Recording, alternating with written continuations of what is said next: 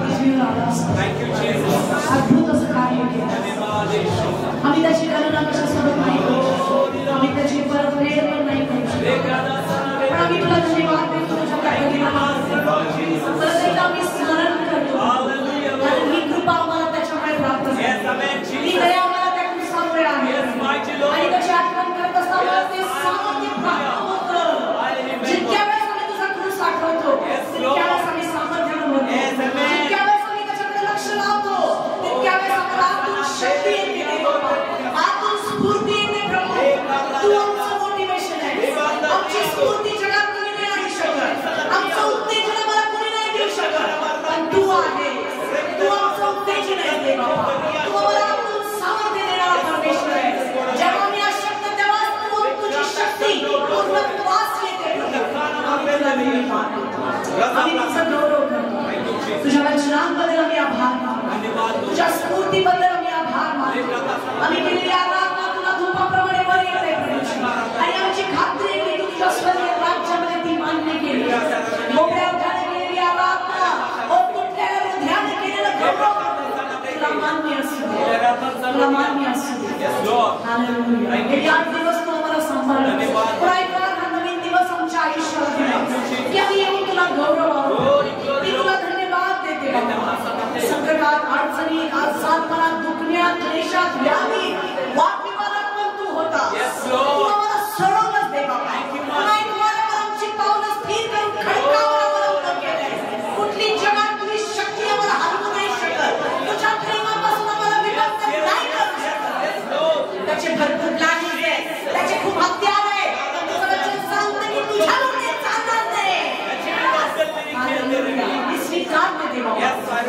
तू आमच्या पक्षात असताना आम्हाला भीती वाटायचं कारण नाही. आम्हाला तू अधिक दृढ आणि मजबूत कर. तुझी लेकरं मजबूत होत आहे. तुझी लेकरं वाढत आहे. तुझी लेकरं नम्र होत आहे. तुझी लेकरं आत्म्यानं भरत आहे. तुझं वचन पूर्ण होत आहे. माझ्या लोकांवर माझ्या आत्म्याचा हालेलुया. आणि त्यावेळेस जो कोणी माझा धावा करेल तो तरेल. आम्ही तुझा धावा करत आहोत. आम्ही तुला धन्यवाद देण्यासाठी तुझा गौरव करण्यासाठी आम्ही तुझ्यापासून वेगळे होणार नाही. आम्ही तुझं सुंदर वेळ तुला ही सुंदर क्षण आम्ही आभार मानतो. आम्ही आमचं लक्ष तुझ्याकडे. तू खूप चांगला परमेश्वर. जो कोणी तुझा अनुभव घेतो त्याला तू ती प्रतिती देतेस. कारण तू म्हटलायस माझा अनुभव घेऊन पहा मी किती चांगला आहे. आणि तू प्रत्येकाला तुझी इच्छा आहे की माझ्या अनुभवाकडे जा. मी किती चांगला याचा प्रत्यक्ष वैयक्तिक अनुभव घे. तुझी इच्छा आहे मी एकटा असावं. आम्ही तुझ्या सोबत असावं. जगाने आम्हाला मदत नाही करावी तर तू आम्हाला मदत करावी. जगाने आम्हाला सांत्वन नाही द्यावं तर तू आम्हाला सांत्वन द्यावं. जगाने आम्हाला हो शाबास बेटा म्हणू नये तर तू आमची वाहवा करावी. हालेलुया. हालेलुया. कारण तू आमचा वैयक्तिक तारणार. तू आमचा वैयक्तिक तारणार आहे. मी तुला धन्यवाद देतो.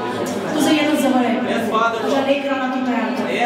तुझी लेकरं सबळ होत आहे. प्रबळ होत आहे. तुझ्या येण्यासाठी ती तयार होत आहे.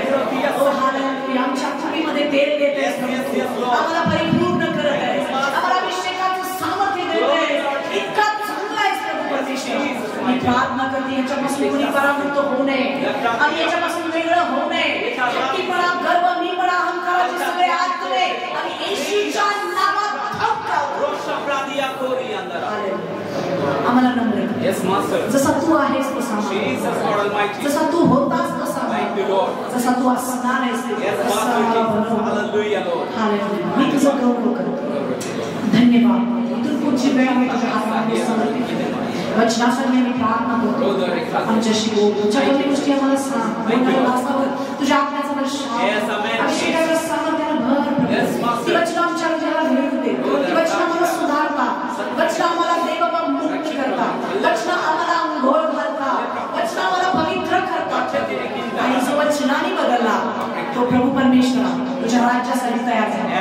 आम्हाला बदल प्रभू परमेश्वरा. आम्ही थोडके आहोत पण आम्ही सबळ आहोत. आम्ही थोडके आहोत पण तू थोडक्यानेच विजय देणारा तुला बसायला नकोय.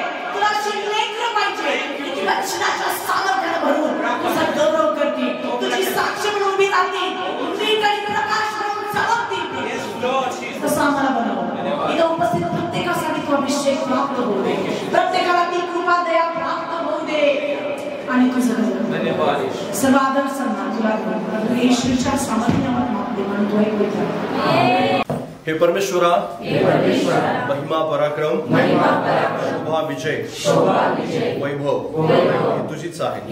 आकाशात व पृथ्वीवर जे काय आहे सर्व तुझेच। हे परमेश्वरा, राज्य हे तुझेच, सर्वहून श्रेष्ठ उन्नत आहे। धन व मान तुझपासून प्राप्त होतो, सर्वावर प्रभुत्व चालतं, सामर्थ्य व पराक्रम तुझ्याच हाती आहे। लोकांस थोर करणे, सर्व सामर्थ्य दे तुझ्याच हाती आहे। तर आता हे आमच्या देवा, तुझा आभार मानतो, तुझ्या प्रतापी नामाची स्तुती करतो। तू आज तुझ्या वचनातून माझ्याशी बोल, तुझी सर्व वचने आणि आमेन मध्ये मी स्वीकारतो। आमेन। परमेश्वर पित्या, यावेळेस आमच्यामध्ये तू उपस्थित आहेस, तुझी इच्छा आहे प्रभुदेवा की आम्ही तुझ्या गौरवासाठी या ठिकाणी एकत्र यावं आणि प्रभुदेवा ज्या प्रकारे आम्ही कबूल केलं त्या प्रकारे तू आमच्यामध्ये काम करणार आहेस असा विश्वास आम्ही बाळगतो प्रभुदेवा। कारण सर्व सामर्थ्य, सर्व गौरव हे सर्व काही तुझं आहे प्रभुदेवा आणि तुझ्या इच्छेस होईल त्याला प्रभुदेवा तू ते प्रगट करतोस, तू त्याला ते देतोस प्रभुदेवा। आणि आज आम्ही इच्छा बाळगतो प्रभुदेवा की तुझं सामर्थ्य या ठिकाणी प्रगट कर, तुझं गौरव प्रगट कर।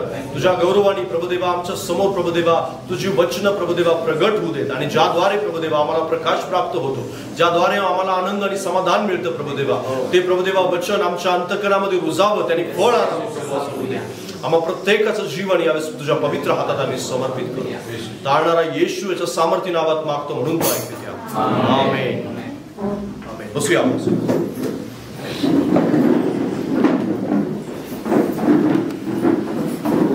Okay, praise the Lord.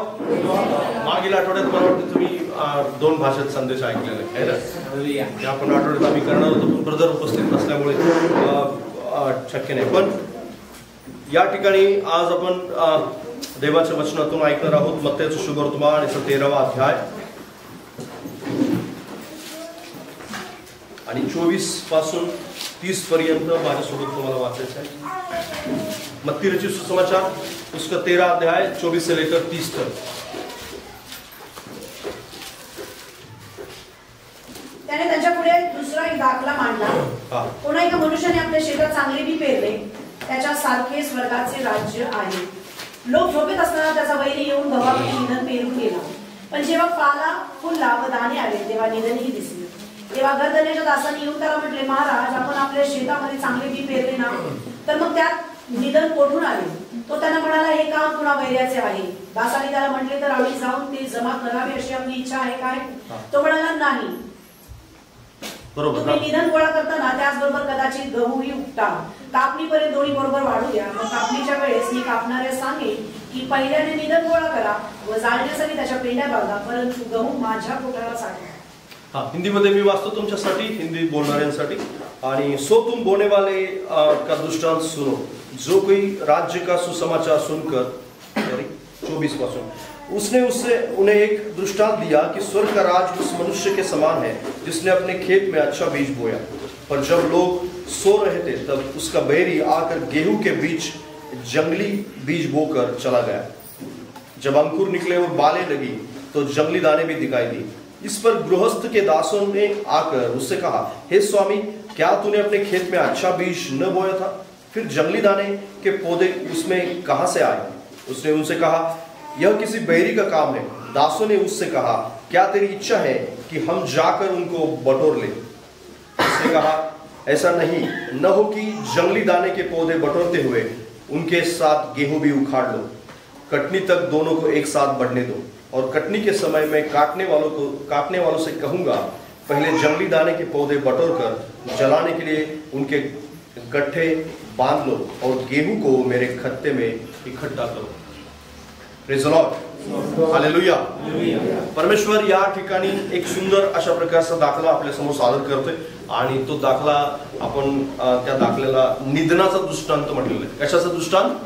निधनाचा दृष्टांत। गहू आणि निधन ह्या 2 गोष्टी या ठिकाणी आहेत। कोणतं आहे? गहू आणि निधन। माझ्याबरोबर बोला बरं, गहू आणि निधन। हे 2 जे आहेत ह्या दोन्हींना विश्वासणाऱ्यांची उपमा दिली गेलेली आहे. विश्वासणारे जे आहेत त्या दोन्हीपैकी कशाचे कोणत्या तरी एकाचं प्रतिरूप असू शकतं. Praise the Lord. एक तर ते गहू असू शकतात किंवा दुसरे काय असू शकतात, निधन असू शकतात.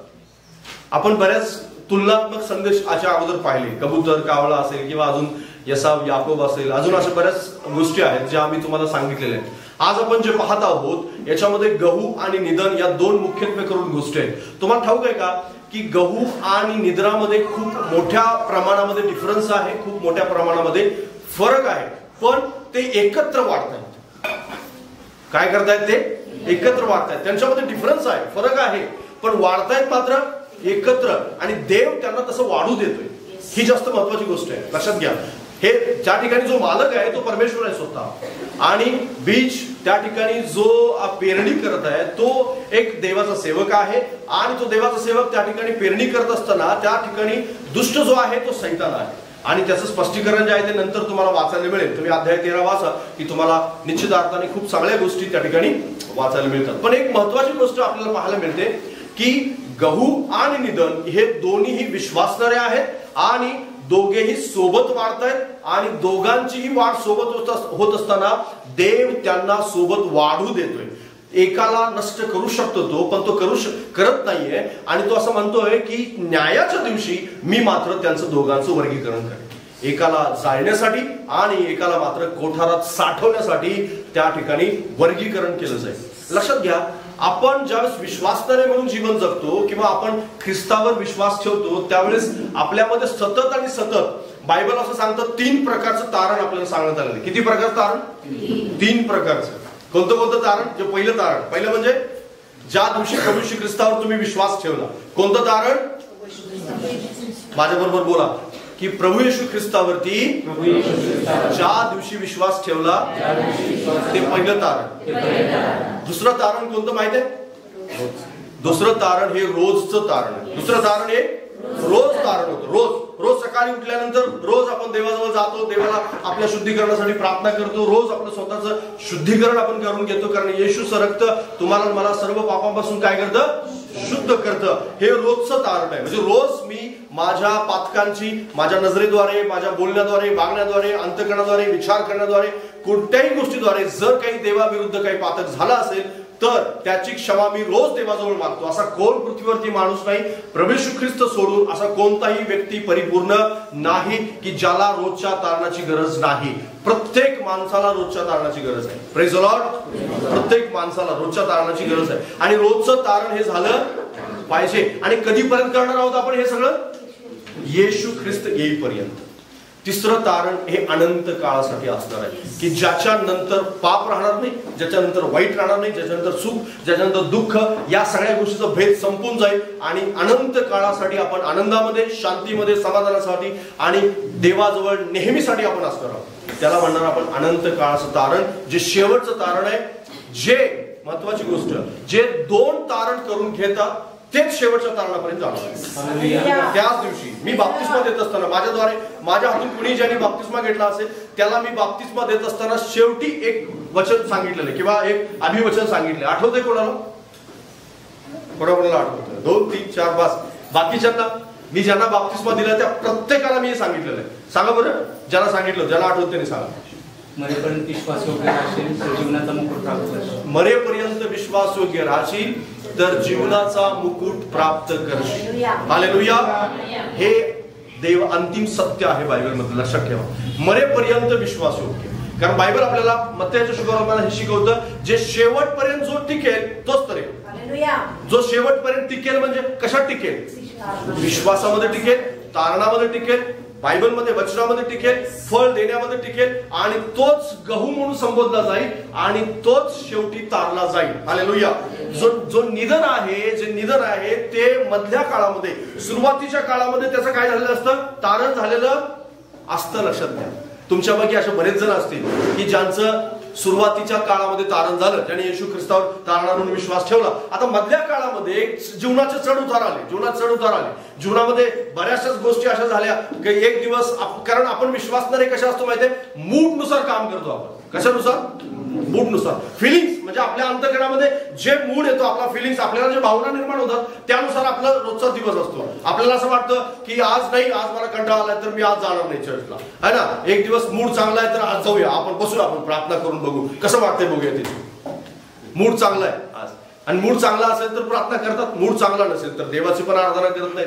मूड चांगला नसेल तर आज्ञा पाळतात, मूड चांगला नसेल तर कुठल्याही प्रकारची आज्ञापालन होत नाही. मूड चांगला असेल तर देवाच्या गोष्टी करायला त्यांना चांगलं वाटतं. जर मूड चांगला नसेल तर, कारण भावनेवरती खूप काही गोष्टी अवलंबून आहेत. पण तुम्हाला ठाऊक आहे, आपला विश्वास हा भावनेवर आधारित नाही. Praise the Lord, hallelujah. आपला विश्वास भावनेवर आधारित आहे. आपला विश्वास हा देवाच्या सामर्थ्यावरती, देवाच्या गौरवावरती, ते त्यानं जे आपल्या जीवनामध्ये केलंय त्याच्यावरती आपला विश्वास आधारित आहे. हालेलुया. पण बऱ्याच विश्वासदारांचं जीवन, जीवनातले चढउतार, जीवनातल्या अडचणी, समस्या, दुःख आणि घरामध्ये असणारे वादविवाद, भांडण, आणि जीवनात असणारे, नोकरीमध्ये असणाऱ्या समस्या, बिझनेसमध्ये असणारे प्रॉब्लेम्स, आणि त्याच्यानंतर शारीरिक समस्या, आणि शेजारी असं म्हणाला, आणि त्याच्यानंतर मालक असा म्हणाला, आणि नातेवाईक माझ्यावरती रुसलाय, सणवार मला करता येत नाही, आणि असं खूप काही आहे. या सगळ्या गोष्टीमध्ये रोजचं तारण करायचं विश्वासणारे विसरतात. रोज त्यांना तारणाची गरज आहे ही गोष्ट ते विसरून जातात, आणि तिथंच निधनाची सुरुवात होते. बरं, तिथंच त्याचं रूपांतर हळूहळू निधनामध्ये व्हायला सुरुवात होते. त्याचं रूपांतर हळूहळू निष्फळ अशा प्रकारच्या पिकामध्ये व्हायला सुरुवात होते. कारण कधीही निधनाला फळ येत नाही. निधन हे केवळ जाळण्यासाठीच वापरतात. कशासाठी वापरतात? जाळण्यासाठीच. निधन कधीही फळासाठी वापरत नाही. त्याला कोणतंही फळ येणार नाही. माझ्या बरोबर काढा.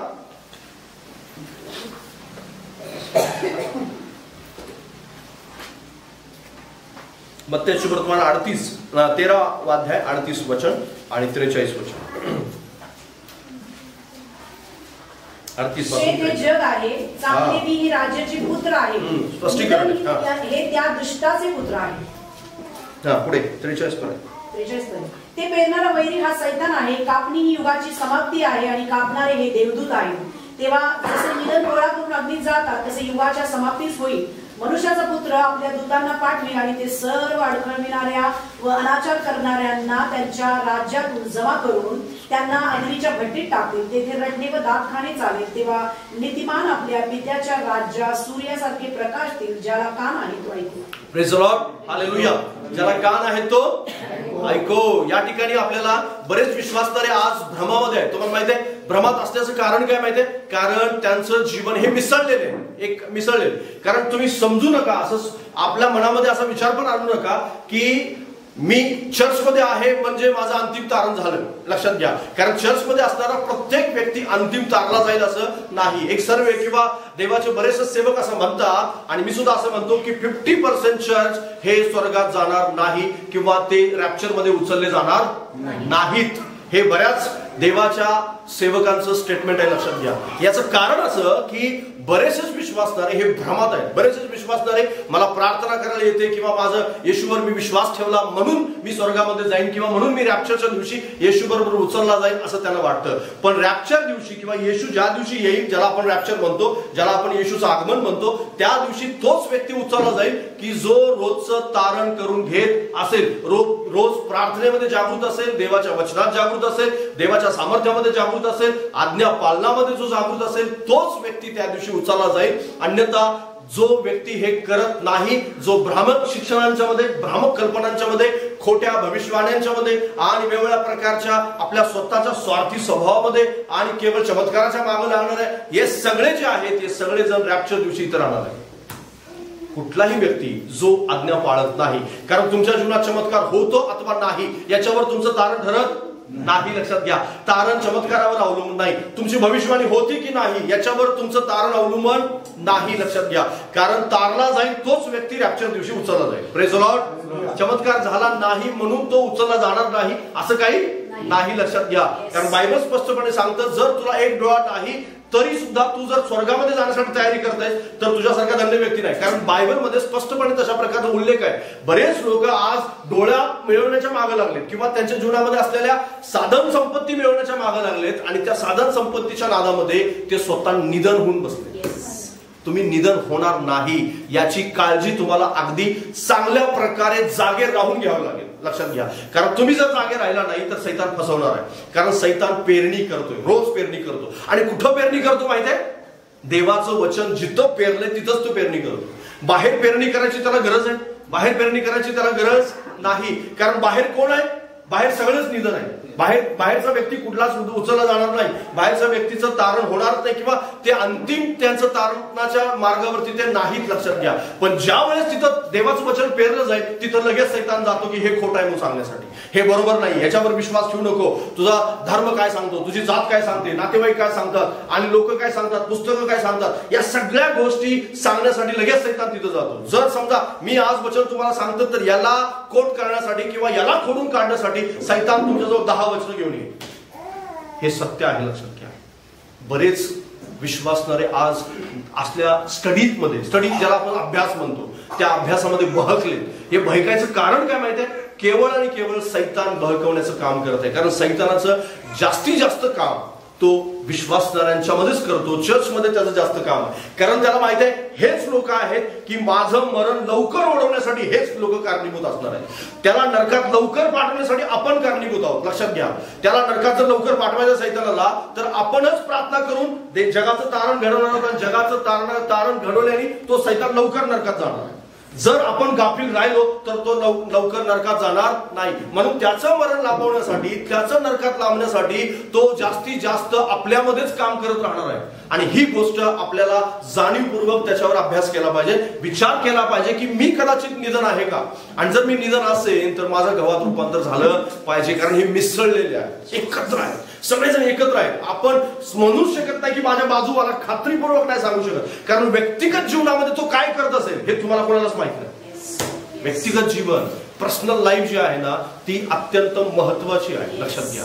तुम्हाला माहित आहे अब्राहम ज्यावेळेस आपल्या मुलाला अर्पण करण्यासाठी घेऊन गेला होता, अर्पण करण्यासाठी, आणि त्याचा जो सेवक आहे तो सेवक तिथं त्यासोबत सेवक होता, एक सेवक होता, इसाक त्याचा मुलगा, आणि तो होता. आणि तो काय म्हणाला माहिती आहे तिथे? तो म्हणाला की आम्ही देवाची आराधना करून येतो, तोपर्यंत इथं कुठे जाऊन येतो? आम्ही आराधना करून येतो. तुम्हाला माहित आहे व्यक्तिगत जीवनामध्ये जे आज्ञापालन आहे ना त्याला बायबल आराधना म्हणतो. हालेलुया. कारण सिक्रेट लाईफ मध्ये तुम्ही काय करता? सिक्रेट लाईफ ज्याला जे कुणापासून नाही, मग इव्हन तो तुमच्या जोडीदारापासून सुद्धा ती लपलेली लाईफ आहे, त्या लाईफ मध्ये तुम्ही नेमकं काय करत असतात त्याच गोष्टी तुमचं तारण घडवतात. लक्षात घ्या. जर ज्या दिवशी तुम्ही तिथं चुकत असाल, सिक्रेट लाईफ मध्ये चुकताय, म्हणजे जे गुपित जीवन ज्याला आपण म्हणतो, जे कुणालाच माहित नाही, केवळ देवाला तुम्हाला माहिती आहे, त्या लाईफ मध्ये जर तुम्ही देवाची आज्ञा पालन करत असाल तर तुम्ही तारणाच्या योग्य मार्गावरती आहात. जगासमोर तुम्ही किती धार्मिक आहात, जगाला की तुम्ही आराधना करता, देवाचा गौरव करता. कारण नोकराला काहीच माहित नव्हतं की अब्राहम जाऊन तिथं काय करणार, पण तो काय म्हणाला? आम्ही आराधना करून येतो. सॅक्रिफाईस करणार होतो, तो इसाहाकाला मारून टाकणार होता, त्यासाठी निघाला होता. म्हणजेच ते आज्ञापालन होतं, लक्षात घ्या. आणि तो काय म्हणतो की ही आराधना आहे. Praise the Lord. Secret life नोकराला माहित नाही, बायकोला माहित नाही, कुणाला माहित नाही की अब्राहम नेमकं काय करणार आहे, पण अब्राहम देवाची आज्ञा पालन करणार आहे हे अब्राहमाला माहिती होतं. हालेलुया.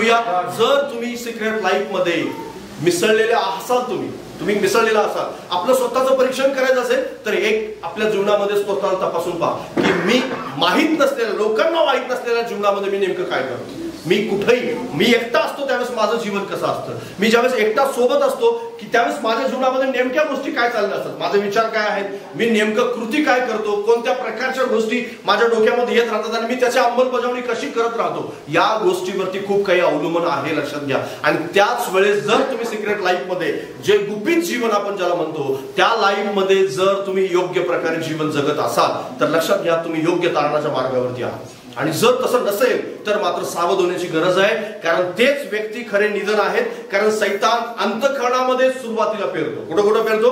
अंतःकरणामध्ये. कारण बीज जे आहे कुठं पेरलं जातं? कारण आपली अंतःकरण ही आपली काय आहे? जमीन आहे, लक्षात घ्या. आणि त्या जमिनीमध्येच काय पेरलं जातं? बीज पेरलं जातं. आणि बीज पेरत असताना सैतान अंतःकरणामध्ये पेरतो, आणि अंतःकरणात पेरत असताना सतत तो काम करत राहतो. स्पष्टीकरण तुम्हाला माहिती आहे, बऱ्याच वेळेस मी सांगितलेलं आहे, आणि एवढं खोलवर जाण्याची गरज नाही. पण तुम्हाला ठाऊक आहे की सैतान काय काय पेरतो, कुठून पेरतो. मग त्याच्याजवळ इतके मार्ग आहेत ते पेरण्यासाठी, आणि त्या मार्गातून तो सतत काम करत असतो की तुमचं जीवन तारणापासून लांब होईल आणि त्याचं मरण लांब होईल. आणि त्याचं मरण लांबवण्यासाठी तो सतत काम करत राहणार. तुम्हाला सावध होणं गरजेचं आहे की मी निधन बनणार नाही. जरी मी मिसळलेला असेल, बाजूला काय करतो मला माहित नाही, पण माझं तारण मात्र घडणार. तो नरकात जातो, स्वर्गात जातो, मला जगाची काही देणं घेणं नाही आहे. त्यासाठी मी प्रार्थना करतोय, त्यासोबत माझं रिलेशन आहे खूप चांगलं, त्याच्यावर मला प्रीती करायची आहे, सगळं काही करायचं आहे. पण हे सगळं करत असताना माझं तारण टिकवण्यासाठी माझा काय प्रयत्न आहे हे जास्त महत्वाचं आहे. मी आज सकाळी प्रार्थना करून आलो का, त्यानं डोळे बंद केले की नाही याचं परीक्षण करण्या अगोदर मी रोज सकाळी उठून देवाजवळ बोललोय का, देवासोबत माझं रिलेशन आहे का, मी आज वचन वाचलं का, बायबल वाचलं का मी आज, आणि मी आज पश्चाताप केला का. आज संध्याकाळी झोपत असताना मी देवाजवळ 2 शब्द बोलून मी देवाला माझं हृदय, माझं शरीर त्याच्या हातात दिलं का, या गोष्टी तपासल्याच पाहिजे. आणि जो व्यक्ती तपासत नाही तो तारणामध्ये नाही. लक्षात, तो निधन बनलेला मनुष्य फळ देणार नाही. कारण दुसरी गोष्ट महत्वाचं काय की आपण फळ देणार आहे. आपण लक्षात घ्या, गहू नेहमी काय देतात, फळ देतं. कदाचित त्याला 30 पट येईल, 60 पट येईल अथवा 100 पट येईल, पण पीक पात्र येणार. हालेलुया. जर तो गहू असेल तर त्याला पीक येणार. जो फळ देत नाही तो निधन आहे. लक्षात घ्या. पहिली गोष्ट मिसळलेले आणि सिक्रेट लाईफ मध्ये, या दोन्ही मध्ये फरक आहे. लक्षात घ्या, सिक्रेट लाईफ मध्ये तुम्ही काय करता त्याच्यावरूनच ठरतं की तुम्ही निधन आहात की गहू आहात. मिसळलेले आहात म्हणून तुम्ही स्वर्गात जाणार असं होणार नाही. लक्षात घ्या. आणि म्हणून ही गोष्ट पहिली लक्षात ठेवा. दुसरं म्हणजे फळ देणारे आपण म्हणलं पाहिजे. मत्तेय शुभवर्तमान 5 अध्याय 13 वचन.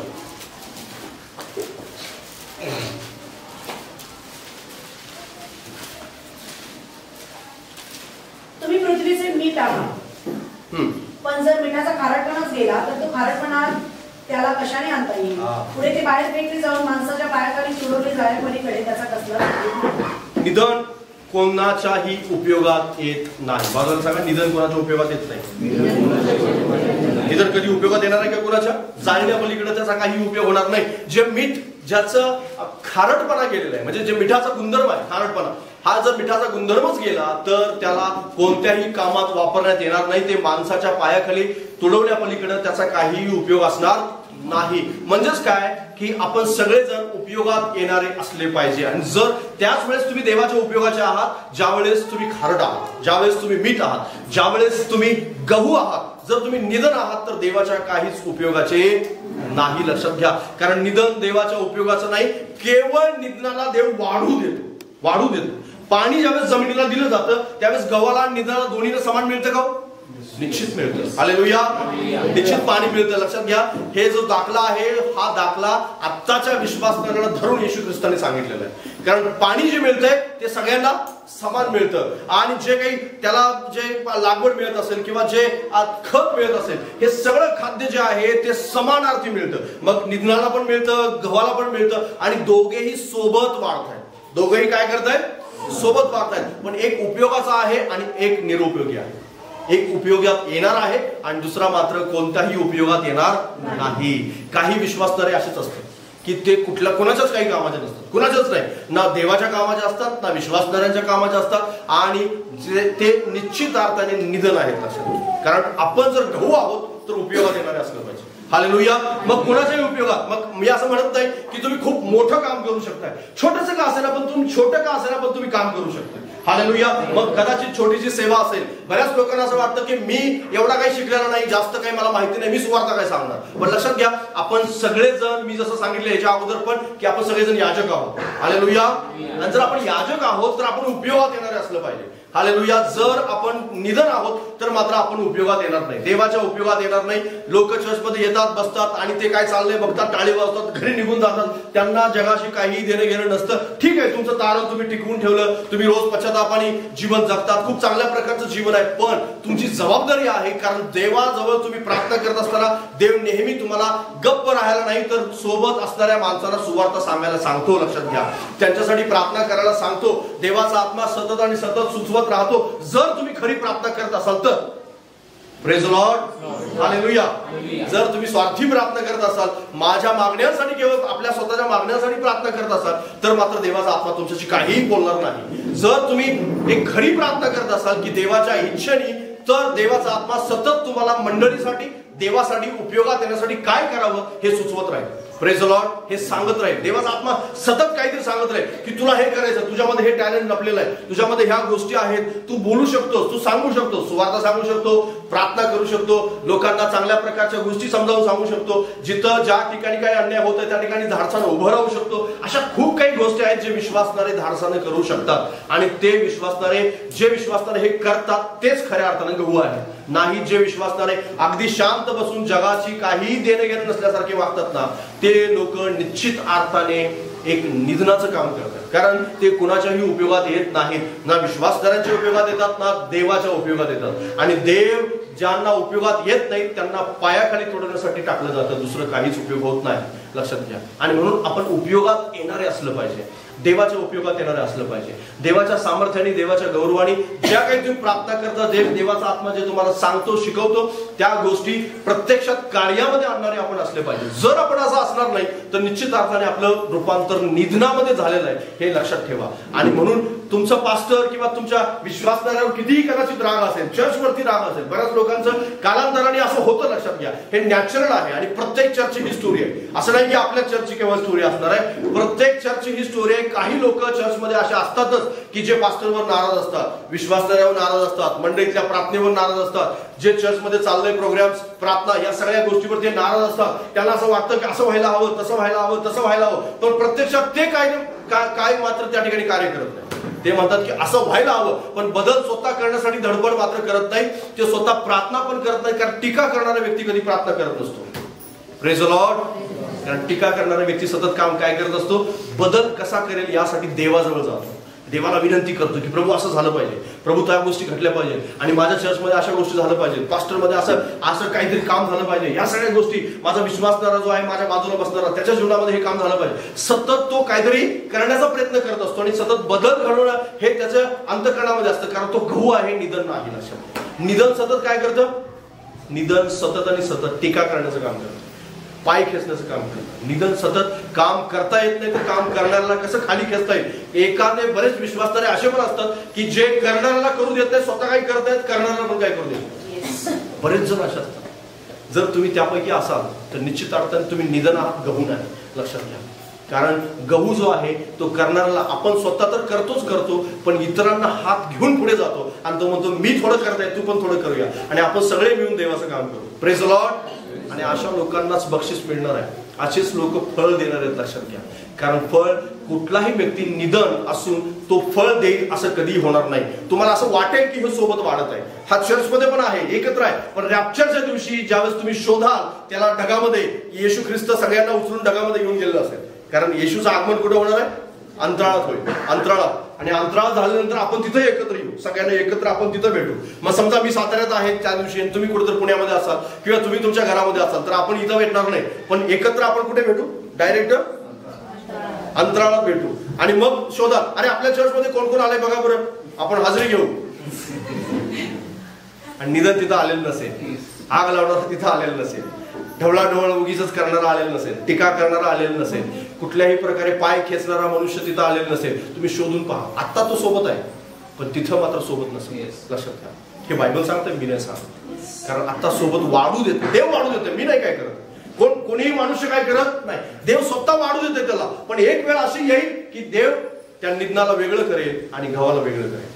कारण परमेश्वराजवळ ते सामर्थ्य आहे, लक्षात घ्या. की तशा प्रकारे फळहीन माणसाला किंवा उपयोगात न येणाऱ्या माणसाला कशा प्रकारे न्यायासाठी राखून ठेवायचं, बायबल सांगतं की न्यायासाठी कसं राखून ठेवायचं हे त्याला माहिती आहे. हालेलुया. जरी उपयोगात येणार असलं पाहिजे, चर्चच्या मंडळीच्या देवाच्या उपयोगात येणार असलं पाहिजे, विश्वासणाऱ्यांच्या उपयोगात येणारे आपण असलं पाहिजे, समाजाच्या उपयोगात येणारे आपण असलं पाहिजे. आपल्याकडून काही छोटंसं असेल ना, मी असं म्हणत नाही तुम्ही खूप मोठं काम करावं, पण छोटं का असेल, पण जर तुम्ही देवाचं काम करत असाल, छोट्या गोष्टी जरी करत असाल, देव तुमच्या बाबतीत समाधान आहे. कारण तुमची मर्यादा, तुमच्याजवळ असलेली उपलब्धता, तुमच्याजवळ असलेला पैसा, तुमच्याजवळ असलेली शिक्षण, या सगळ्या गोष्टी देवाला ठाऊक आहे. आणि तुमच्या लिमिटेशन्स मध्ये तुम्ही किती काम करू शकताय हे पण त्याला ठाऊक आहे. Praise the Lord.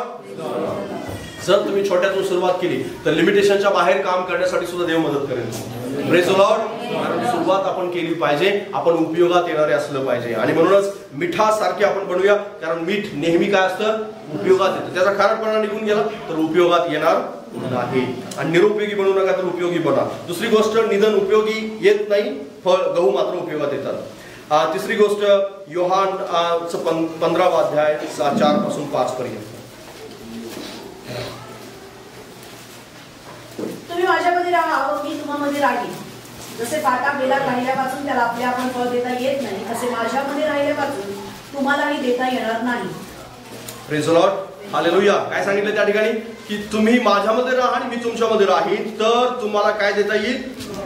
फळ देता येईल. निधनाला फळ येऊ शकत नाही, गव्हाला मात्र काय येतात? फळं येतात आणि भरपूर फळं येतात. कोणती फळं आहेत बरं? ही आत्म्याची फळं आहेत. कोणती फळं आहेत? आत्म्याची फळं आहेत. आणि जगामध्ये ज्या काही चांगुलपणाच्या गोष्टी आहेत, जे देवापासून आहे, ती सगळी फळं आहेत एक प्रकारे. कारण बायबल आपल्याला 9 फळांच्या विषयी शिकवतं. आज जग जे आहे ते दानाच्या मागे लागले, फळांच्या मागे लागलेलं नाही. Hallelujah, hallelujah. बायबल मात्र वारंवार आपल्याला फळांचा उल्लेख बायबलमध्ये जास्त केलेला आढळतो. दानांचा उल्लेख कमी केलाय, पण बायबलमध्ये फळांचा उल्लेख आहे जास्त आहे. पण विश्वासणारे मात्र कशाच्या मागे आहेत? विश्वासणारे मात्र दानाच्या मागे आहेत. ज्याच्याकडे फळं आहेत, जो आनंदी आहे, त्याच्या मागे जास्त लोक जात नाही. जो शांतीमध्ये आहे, शांतीमध्ये राहतो. कारण आनंद, शांती, सहनशीलता, ममता, चांगुलपणा, इंद्रिय दमन ही सगळी काय आहेत? आत्म्याची फळं आहेत. आणि समजा जर ती त्याच्याकडे एका व्यक्तीकडे आहेत, तर त्याच्या मागे लागणारे माणसं खूप कमी आहेत. पण समजा एखाद्याकडे भविष्यवाणीच दान आहे, तर त्याच्या मागे लागणार जास्त आहे. का? कारण जग कोणत्या गोष्टीला आकर्षित होतं? जास्त दानांच्या गोष्टीला जास्त आकर्षित होतं. तर लक्षात घ्या. पण आपण मात्र जर गहू असू, तर आपल्यामधून फळं जास्त करून निर्माण होतील. तुम्ही फळ देणारे असलं पाहिजे, कारण फळ देण्यासाठीच आपण निर्माण केलेले आहोत. फळ देण्यासाठीच ख्रिस्तामध्ये आपण आलो. तुम्ही निष्फळ राहावं अशी देवाची इच्छा नाही. पण बरेच लोक आपल्या जीवनामध्ये 1 वर्ष, 5 वर्ष, काही 10 वर्ष घालवलीत, पण त्यांना आत्म्याचं कोणतंही फळ आलेलं नाही. ना त्यांच्यामध्ये इंद्रिय दमन आलं, ना शांती आली, ना समाधान आलं, ना त्यांच्यामध्ये शांती आनंद आला. कोणत्याही प्रकारचं फळ त्यांच्या जीवनामध्ये दिसून येत नाही. पण जर समजा तुमच्या जीवनात फळं दिसत नाही, तर मात्र तुम्ही निधन आहात, गहू नाही. कारण बायबल सांगतो 2 कोरिंथियस पत्र याचा 11वा अध्याय आणि 13 पासून 15 पर्यंत.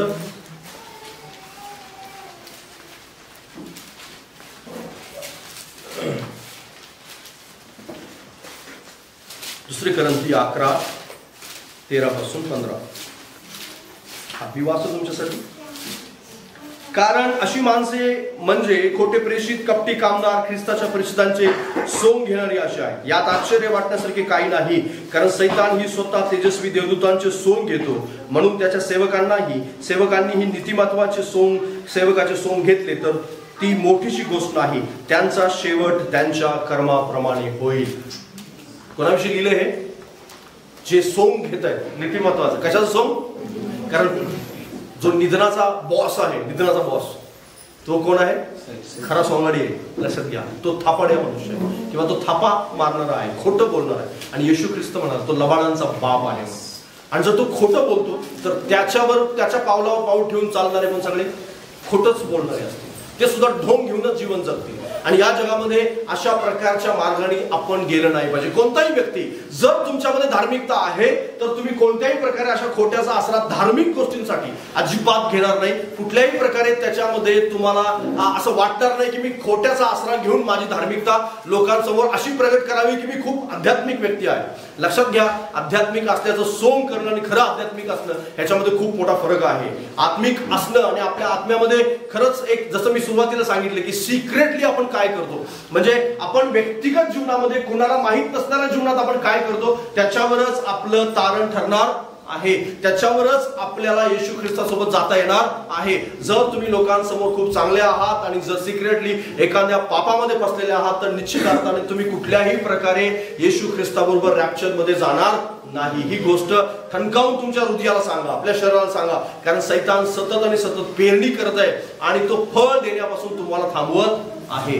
तुम्हाला तुमच्या जीवनामध्ये फळं आलेली आहेत का, तर तपासून पहा. जर तुमच्या जीवनामध्ये तुम्हाला असं वाटतं की माझ्या जीवनामध्ये कोणत्याही प्रकारचं आत्म्याचं फळ मला दिसत नाही, तुम्ही संघर्ष करतात फळांसाठी, तर तुमचं रूपांतर निधनामध्ये झालेलं आहे. तुम्हाला असं वाटतं का की माझ्या जीवनामध्ये कितीतरी वर्षांपासून मी प्रार्थना करतोय, बायबल वाचतो, किंवा मी चर्चमध्ये आल्यासारखा मी येऊन बसतो, पण मला पण माझ्या जीवनामध्ये असं काही देवाचं जे आत्मिक काम म्हणतात ते आत्मिक काम होताना पाहायला मिळत नाही, तर निश्चित अर्थाने तुम्हाला तपासण्याची गरज आहे.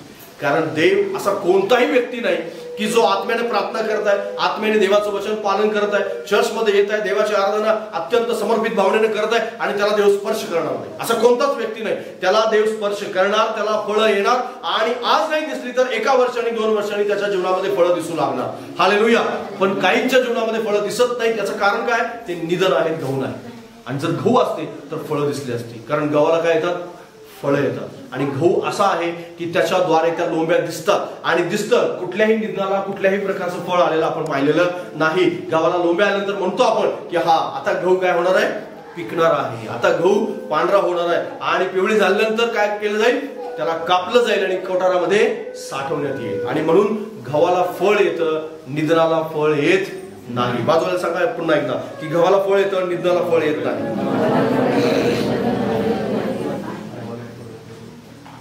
खोटी फळं चिटकवण्याचा बरेच जण प्रयत्न करतात. तुम्हाला माहिती आहे ना, डुप्लिकेटचे आता बाजारामध्ये खूप डुप्लिकेट झाडं आहेत, है ना. असं वाटतं की ते नॅचरली फळ आहेत. काय एक प्रकारे जर समजा एखादं छोटंसं झाड असेल, मी केरळमध्ये बरीचशी छोटी छोटी झाडं पाहिली आणि तिथं अगदी 2-3 फूट जरी असेल ना तरी त्याला काय आलेलं असतं? फळ आलेलं असतं. आपल्याला असं वाटतं की हे काय आहे? ओरिजिनल नाहीये, कदाचित ते डुप्लिकेट असेल. आणि म्हणून आम्ही जाऊन पाहिलं, आंबा तोडून पाहिला, आपल्याला कळालं की हा खरोखर फळ आहे.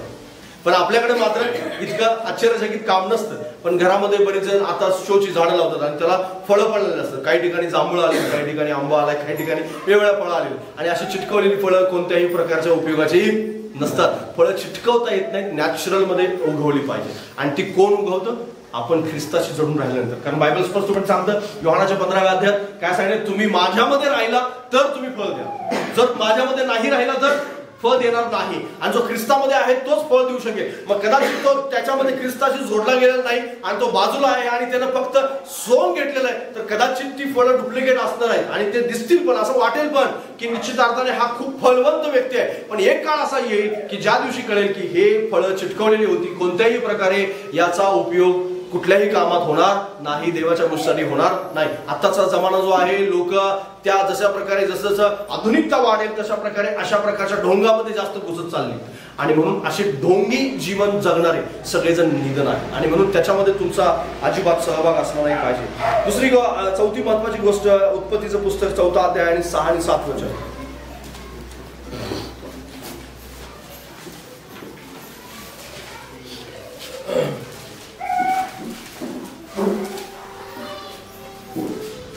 तुम्हाला माहिती आहे सर्वांना आणि आपण वाचलं होतं याच्या अगोदर पण. उत्पत्ती 4:6-7. तेव्हा परमेश्वर कायनास म्हणाला, तू का संतापलास आणि तुझे तोंड का उतरले? तू बरे केले तर तुझी मुद्रा प्रसन्न होणार नाही काय? पण तू बरे केले नाही तर दाराशी पाक टपूनच आहे, त्याचा रोग तुझवर आहे, करिता तू त्यास दाबा ठेव. Praise the Lord. फळाचा म्हणजे निधनाचा एक अजून एक गुणधर्म आहे, त्याचा जळण्याचा स्वभाव असतो. कसा स्वभाव असतो? जळण्याचा. ते सतत काय करत असतात बरं?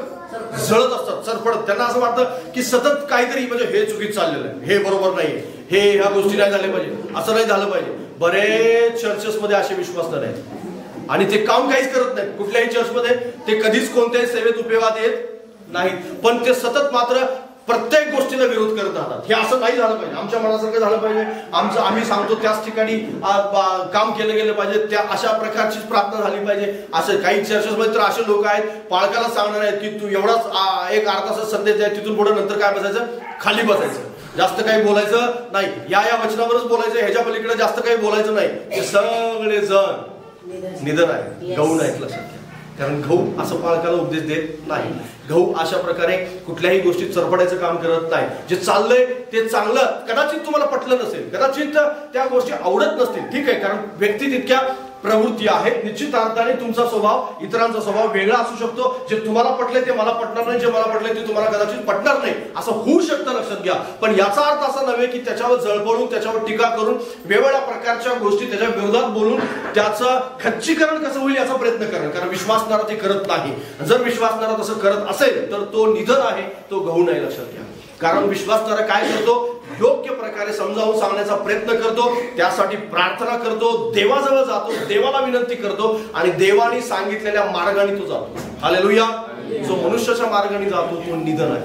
आणि मनुष्याचा मार्ग आहे चरफडणं, जळणं, टीका करणं, निंदा करणं, पाय खाली खेचणं आणि दुसऱ्या विरुद्ध वाईट लबाडीने बोलणं, पाठीमागं बोलणं, अशा सगळ्या गोष्टी आहेत. हे निधन करतं, गहू करत नाही. लक्षात घ्या.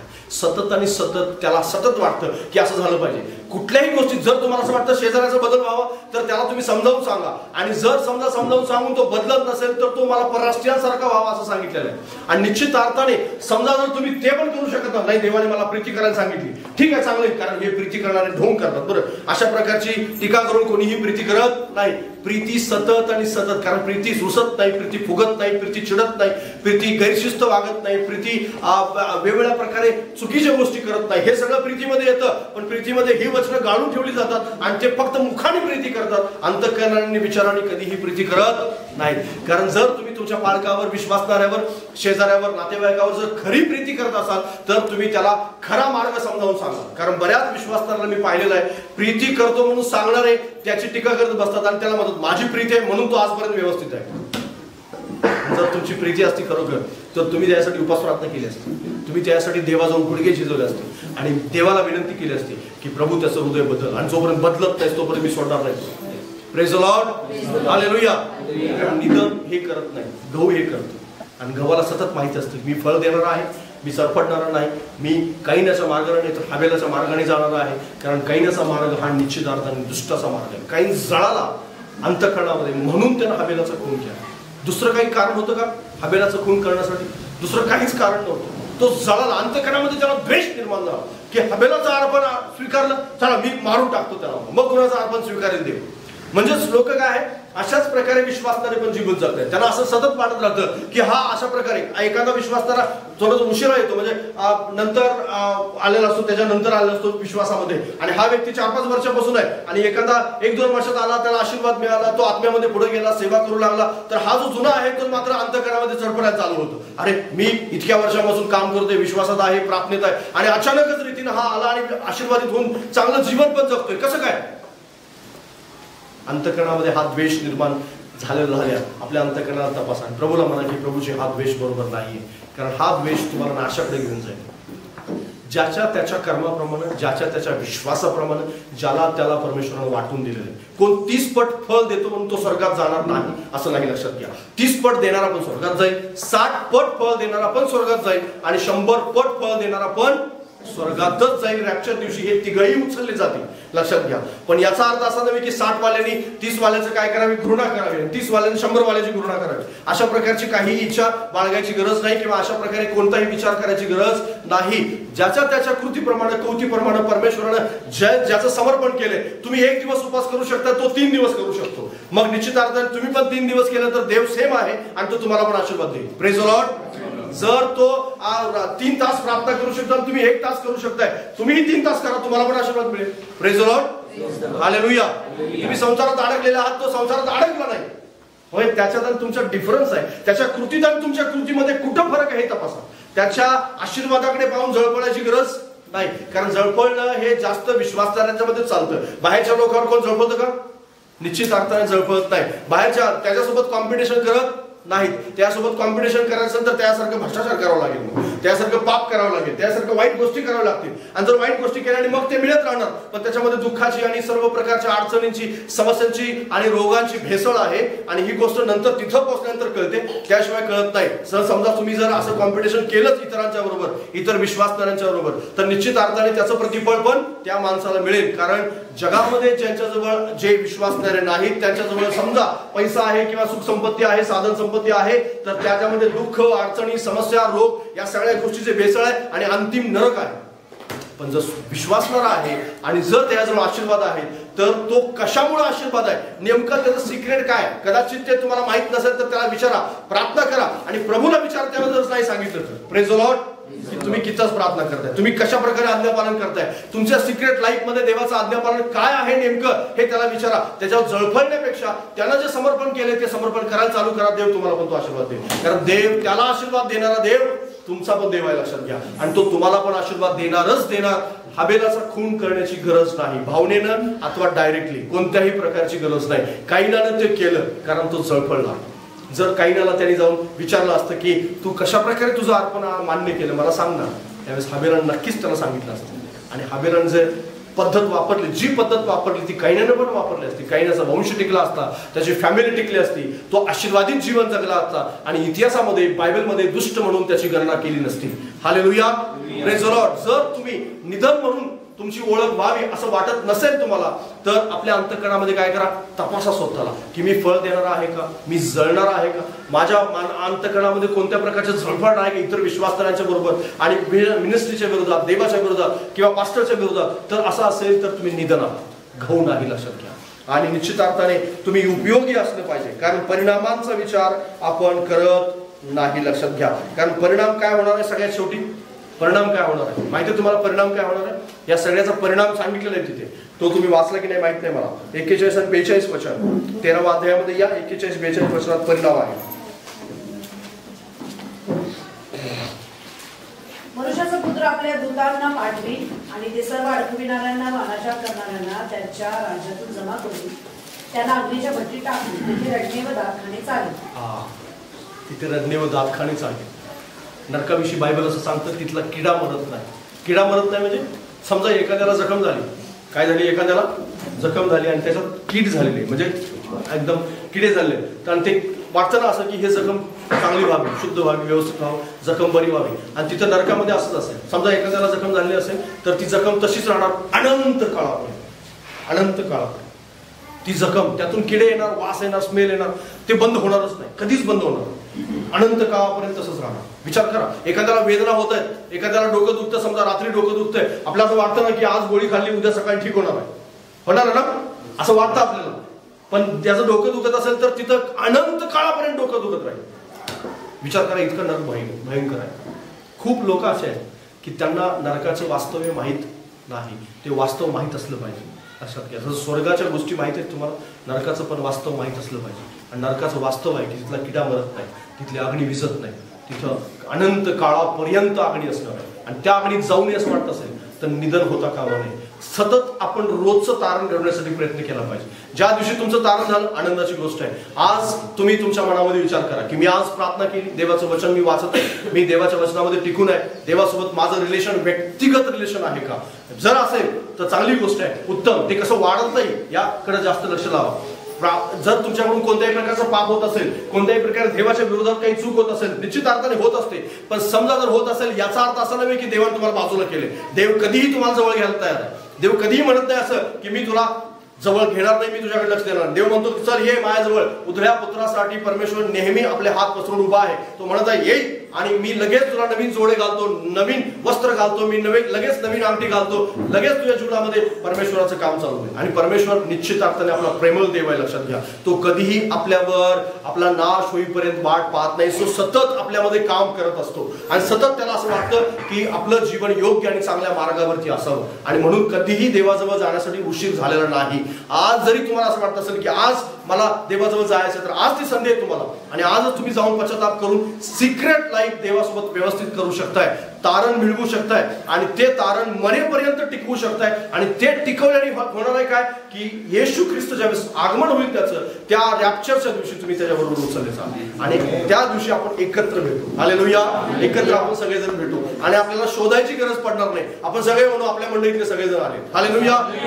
बऱ्याच देवाच्या सेवकाने जे म्हणले ते आपल्या बाबतीत होणार नाही. हालेलुया. विश्वास ठेवूया आपण, कारण परमेश्वराची इच्छा आहे की आपण सगळेजण देवाजवळ जा. कारण देवाचं वचन सांगतं की एकाही आत्म्याचा नाश व्हावा अशी देवाची इच्छा नाही. देवाची इच्छा आहे प्रत्येक आत्म्याचं तारण व्हावं. पण शेवटी तो असं म्हणतो की शेवटपर्यंत टिकेल हे वचन लक्षात ठेवा. शेवटपर्यंत टिकणं जास्त महत्वाचं आहे. तुमचा विश्वास भावनेवर नाही, इच्छेवर नाही, रोजचा तुमचा मूडवर नाही, तुमच्या मनात काय आलं, तो काय म्हणाला, ती काय म्हणाली, असं काय झालं आणि आज काही वेगवेगळ्या प्रकारची घटना घडली, जगामध्ये उलथापालथ जरी झाली, तर त्याच्यावर तुमचा विश्वास आधारित नाही. तुमचा विश्वास देवाच्या सामर्थ्यावर, त्याच्या करुणेवर, त्याच्या कृपेवर आणि त्यानं दिलेल्या तुम्हाला दिलेली जी कृपा आहे त्या कृपेवरती अवलंबून आहे. हालेलुया. आणि परमेश्वर तुम्हाला निश्चित तारणामध्ये टिकवून ठेव.